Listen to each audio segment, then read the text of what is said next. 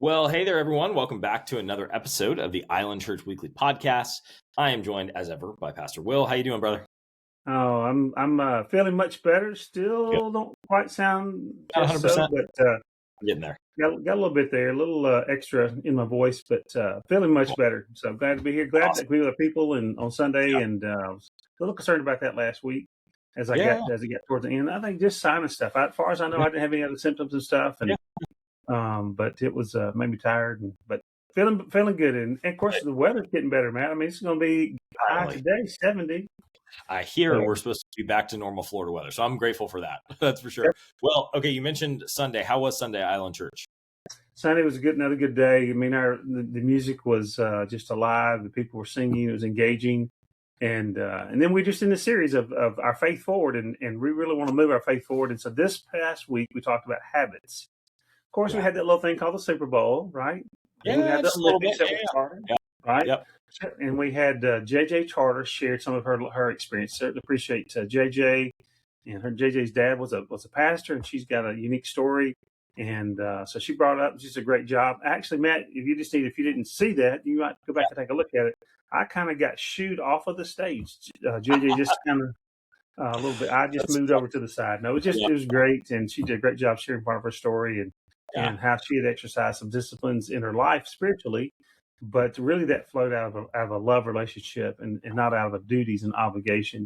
And so she just did a great job with our people, and then we talked about what kind of habits do we need to develop, and of course Paul talks about discipline in our body, those kinds of things. And if we're really going to really grow in our faith, it's not going to happen accidentally.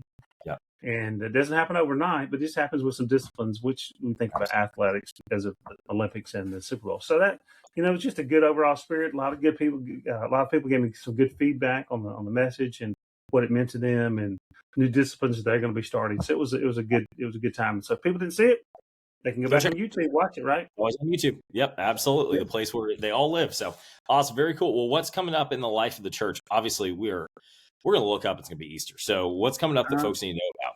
Well, certainly we do have Easter. We got Easter. We have good news that we're going to be back at the Pavilion 14 on Fort DeSoto, just where we were last year. There's some extra conveniences there. It's easy to access in terms of mobility, whether they're walking or they're being pushed in terms of some type of wheeled vehicle. You can get up in there a little bit easier.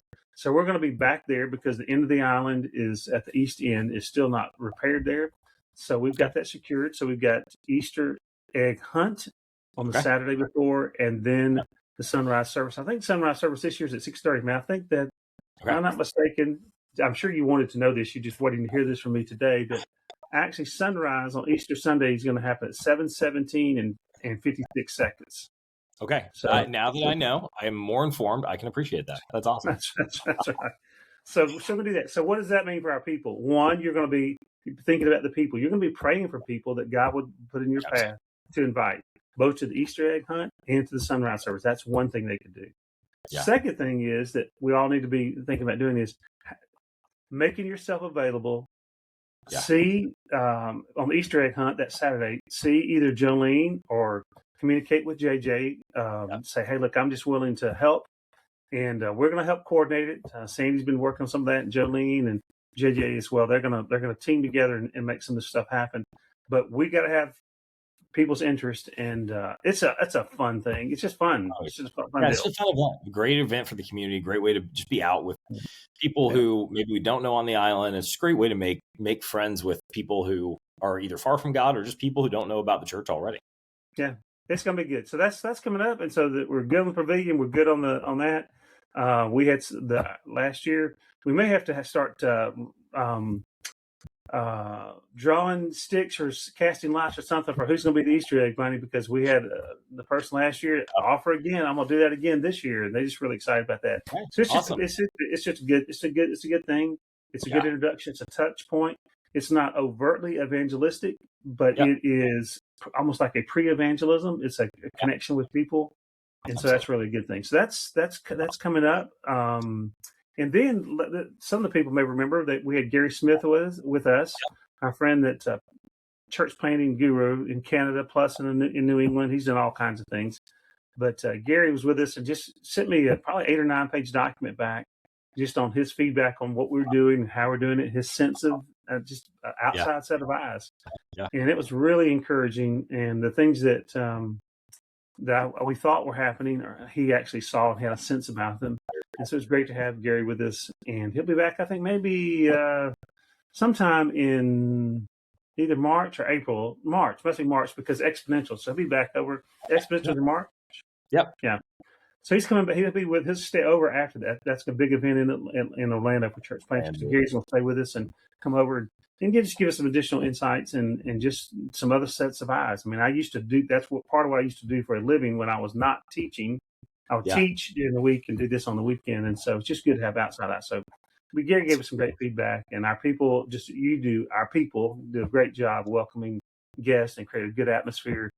And we can't make people ready to hear the gospel, but we can make it enticing to them in terms of how we engage with one another and how we make them feel and when they're coming. Our people do a great job. So I'm just very, very thankful for that. Awesome. Very cool. So lots coming up. What's a way that people can be taking the next step with Island Church this week?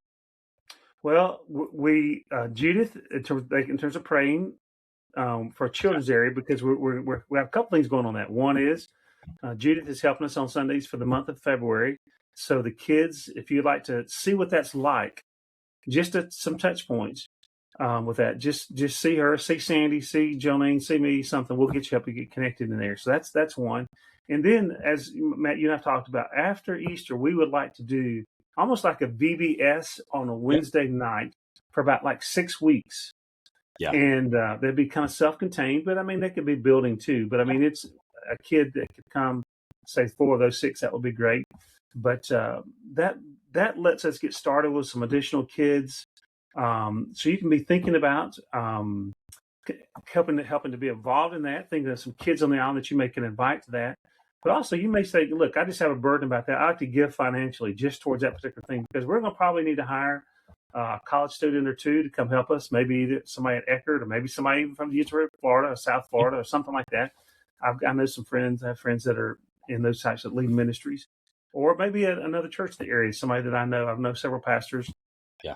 But the point is, we're going to try to get something done with children, so they can think about kids and be praying for kids and connect with them, or they can give financially to that and just want to designate something. Hey, I want to invest in kids. They can do that as well. But Matt, we can all join in prayer that God will just raise up the next generation. In the end, it's not just about us. We're going to lead this life, and we want to make sure we've invested. You've got 3 kiddos there.